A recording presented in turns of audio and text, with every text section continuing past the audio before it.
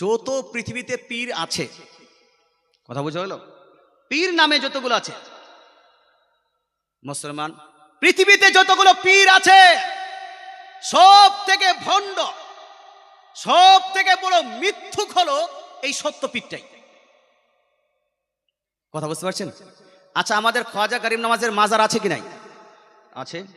দাতা বাবার মাজার। আচ্ছা, সত্য পীরের মাজারটা কথা বলুন, বলুন না, বলুন না। ঢোলের মধ্যে। এই মুসলমান, আপনাকে বলতে চাই, শয়তান বুদ্ধি পাতিয়ে যে পীর মাননেওয়ালা রে, আর ভণ্ড পীরকে তো মানে না। এরা ভালো পীর মানে, সত্য পীর মানে। তো সত্য পীর নাম দিয়ে একটা গান চালু করে দেওয়া যাক। কথা বোঝা গেল? হ্যাঁ। অথচ এই পীরের কোনো অস্তিত্ব আছে? আছে। পীরের কোনো অস্তিত্ব নাই।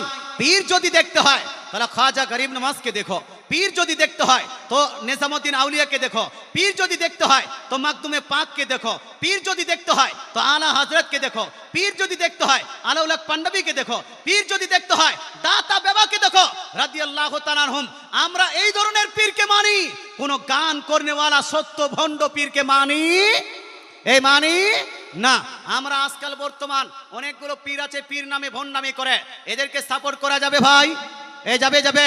যারা গান বাজনা করে এদেরকে সাপোর্ট করা যাবে, যারা ঢোল তামরা করে এদেরকে সাপোর্ট করা যাবে, যারা নাচানাচি করে এদেরকে সাপোর্ট করা যাবে, যারা পীর নামে আখ্যায়িত হয় নিজেকে শাস্তা করায় এদেরকেও সাপোর্ট করা যাবে? যাবে না। মুসলমান, আপনাকে বলতে চাই, তো পৃথিবীর মধ্যে সব থেকে ভণ্ড, সব থেকে মিথ্যুক পীর হলো এই সত্য পীর। তাই এর গানও করা যাবে না, এই সত্য পীরকে মান্যও করা যাবে না। কথা বোঝা গেল? নামটা খালি সত্য পীর। অনেকগুলো মানুষের নাম ভালো, মতিউর রহমান, কিন্তু একদিনও নামাজ পড়ে না। আছে কি নাই? আশিকে রাসূল নাম দিয়ে রেখেছে, কিন্তু রসুলের একটা সুন্নতও পালন করে না। আছে কি নাই? তো এইরকম নামটা এর ভালো, কিন্তু কাজ এর খুব খারাপ।